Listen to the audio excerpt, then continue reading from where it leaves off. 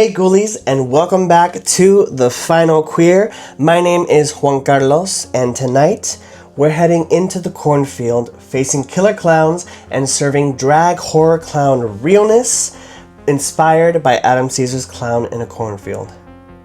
Oh, and before you scream, yes, Clown in a Cornfield is slashing its way into theaters this Friday, May 9th.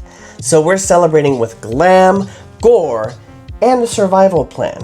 Because trust me, in this cornfield, not everyone's making it out.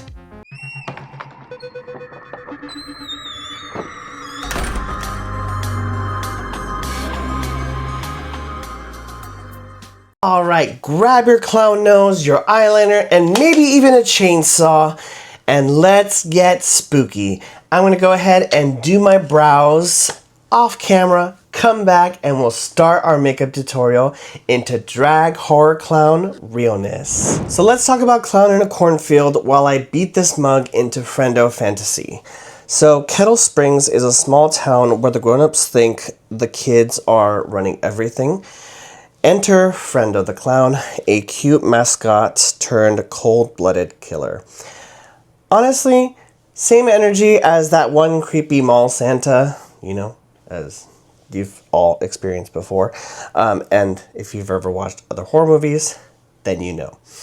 But Frendo isn't just here to spill popcorn, he's here to spill blood. So Caesar's story takes small town rage, sticks it in a clown mask, and says, let's settle this violently. Clowns were never just entertainment. They were always something creepy, and there's always something hiding behind that smile. And like the history of clowns and why people are afraid of them is pretty interesting. It's like this, they call it the uncanny effect, because it's like this thing that's supposed to be happy, and it's supposed to be this like, yes, it's cute, and like it was made for entertainment, and it was made to, bring people out of, any funk that they were in. And then all of a sudden when it has like a chainsaw, it's like, it's creepy, it's scary, and it's kind of like this weird feeling that's unsettling to many people. And so that's kind of the uncanny effect that, psychologically, when we think of clowns, that's what happens. And that's why people find clowns so scary, because it's kind of like, people always think like, why are they so happy? Why do they always have a smile on their face? What are they hiding? And so typically that's why people typically are like very, very afraid of clowns. And so the clown in Clown in a Cornfield isn't just a killer. It also serves as a symbol of old folks' fear of decaying dreams, of a town blaming its youth. Frendo's the mascot of revenge. And you know what? I'm kind of living for it. But, sometimes you also have to look into it a lot more in terms of the way that the town goes about, trying to solve its problems and its issues. Yeah, not the best way. But we continue on. And it's interesting how many parallels there are with the book and just how America is today. Because in a way, it is representative of like America as a whole, and it's kind of like serves as a microcosm to kind of show us like, this is kind of where the state of the world is. And I believe this book was published in 2020, so during the pandemic, or even before the pandemic. Honestly, I don't recall the date in which it was published, but it definitely ties into a lot of this like generational feuds between the older crowd and the newer crowd, and how they view the world and how they view everything. So it's very interesting, and I definitely recommend reading it for that, because there are just so many ties to, the current state of the world and just how things are going. Now, let's talk about themes while I continue working on this clown glam. Clown in a Cornfield isn't just about a slasher, it's a sort of a blood-soaked commentary on how adults will literally kill their kids to protect their idea of the good old days. And what's interesting is that while I was reading this book, oh, that looks so good. Sorry, I'm looking at the blue that I'm putting for my brows. Ah, amazing. So while I was reading the book, it was very evident that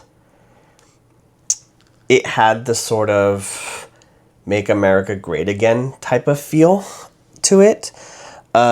Because a lot of the adults in the book were like, oh, these hooligans like are ruining our town and they're causing us to be, I don't know why I'm going into a sudden accent, but, well, I mean, it's in Missouri, so Kettle Springs, Missouri. And it just has this feel of the adults being very like, like blaming the kids and it's their fault and this is why we can't have nice things and like they're the reason why we're so messed up in our way of living right now and like we need to just get rid of the kids. And so because again the whole plot of the book is that also like Kettle Springs is kind of like in a decay in a sense, because there's not a lot of business going around, which also ties into a lot of what was currently happening in the country as well. And Kettle Springs had like this idea of like, yes, like stick to modernism or like, avoid modernism. Sorry, not stick to modernism. Avoid modernism and stick to the good old days. And, things were better when kids did this and did that. And there's just a lot of like decay happening around in Kettle Springs. But the town's dying, like, not because of the kids, right? Not because of the teens. It's dying because the adults can't let go and they can't, like, they don't want to modernize into this new world. Which, I mean, we see a lot of today, right? And so I think Caesar really hits it on the nose with, like, hits it on the nose, like, hits it on the clown nose. With just how much, like people in these small towns tend to hold on to things. And of course, with that, that's where Frendo steps in. And it's not just a clown, but a weapon of control. And it's a way for the town to get rid of the problem by not really, going in depth. No, that's not what I wanted to say. But not like revealing their identities, because of course they put on clown masks and all that stuff.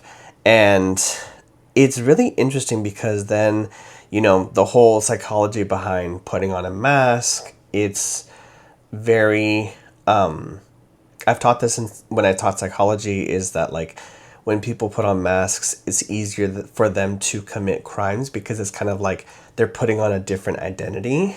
And that's why many tribes tend to put on war paint, because it is like kind of, it's easier to go home later and be like, okay, like I didn't really do that. Like it was my alter ego that did it. And so it's very much the same concept here. And Caesar's giving us social horror in clown shoes, and low-key, I'm here for it. Like the 3 books that I've read so far, because this is not just a single book. The book has 2 sequels, And he's also working on a fourth, so I'm very excited for when that comes out. But the social commentary within these books is so strong and evident, and I appreciate it a lot, because even as a teacher, a lot of times people will ask me like, oh, like, how are kids today? And and kids today are definitely different, but I feel like a lot of the times veteran teachers tend to not appreciate today's students because they can't really speak to them the way that they would speak to former students. And that's what kind of makes them angry, because they're like, oh, these kids, they have no respect. They have no, this and that. And it's like, they do. You just have to listen to them. And, I'm not saying that there aren't, like, students that are just, like, out of control, and they're like, and, you're like, oh my God, like, really? Like, you really have to do that right now? There definitely are, right? You'll always have those students, but for the most part, this generation, if you're understanding of their needs and you meet them where they're at, like, they will work with you. And I feel like that's what a lot of the adults in Kettle Springs should have done to have avoided any of the mess that was the Kettle Springs massacre. And I just appreciate that Caesar's bringing up these topics, because these are young adult books. And even though these are young adult horror books, they definitely speak to broader themes that are happening currently in our society. My brows don't match, but that's okay, because I'm a clown, and clowns don't have to make sense. Also, if you see a clown standing in a cornfield, I don't care why, you leave immediately. That's not a TikTok moment, that's a funeral. And I said what I said. And that kind of ties to, again, this current generation that is currently obsessed with social media and kind of capturing, like, things through film, through the videos, and a lot of the times they want to catch everything on video to make it a TikTok moment, and sometimes you're like, really? Like, this is not the time, homie. Like, this is not the time. So please, if you ever see a clown in a cornfield that looks menacing, or a clown anywhere, because honestly, remember back in 2020, and, even before, when clowns were going around and they were, like, terrorizing people, when we were, like, at home, and then you would see a random clown in the street, just run. Don't be like, ooh, clown, ha ha ha ha. Like, why would you do that? Why would you stick around? Like, if I were to see a clown in the middle of the street, like, just randomly there without any kind of, like, reason, I'd be like, nah, bye, see you. Like, the other day, we went around to Booze, Bites, and Frights with my friends, and then we had to do, like, a long walk through the woods back to our cars, and there were scare actors, and one scare actor we knew was behind us, and they were walking behind us, and then, like, the lady with him was like, don't look behind you, and she was like, okay, maybe you should look behind you, and then we're like, no, hell no, we know he's behind us, and we're like, I'm not the final queer for nothing, so, you just run, you just go, you save yourself, you do what you gotta do. You gotta get out. All right, babes. You're stuck in Kettle Springs. Clown's got a knife. The town is out for blood. Here is how you are going to survive clown in a cornfield. Number 1, do not split up. Becky's shortcut through the corn? Absolutely not. That is the number 1 way to get picked off. So y'all need to stay together. Trust me. The people that stood together in the book, they survived for the most part. So, as in any horror film trope ever, Do not split up. All right? You got it? Don't split up.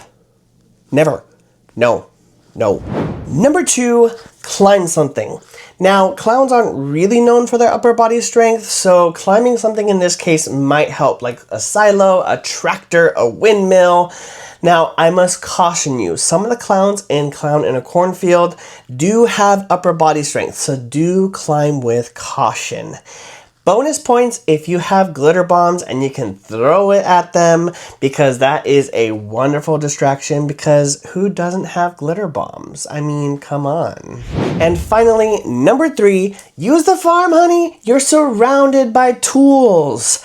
Pitchfork, yes. Hail baler, hell yes. Be the final queer who's not afraid to get a little dirty. All right? And of course, if a clown decides to offer you some candy corn, run. In all instances, run, hide, do whatever you gotta do to survive. So those are our survival tips. I am almost done with this look, so I'm gonna go ahead and finish it off camera and come back, and we're gonna close this video out. And here it is, my killer clown drag makeup look inspired by Clown in a Cornfield. Would I survive? Girl, I am the clown. They wouldn't see me coming. And don't forget, Clown in a Cornfield comes out in theaters this Friday, May 9th. So make sure to grab your tickets, grab a bucket of popcorn, and stay out of the cornfield.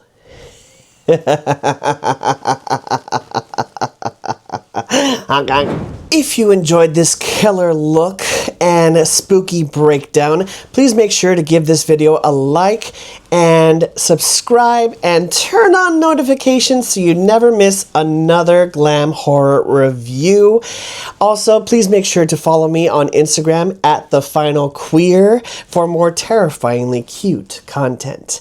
And tell me in the comments down below, would you survive Frendo or would you join the circus? Let me know, ghoulies. And until next time, stay spooky.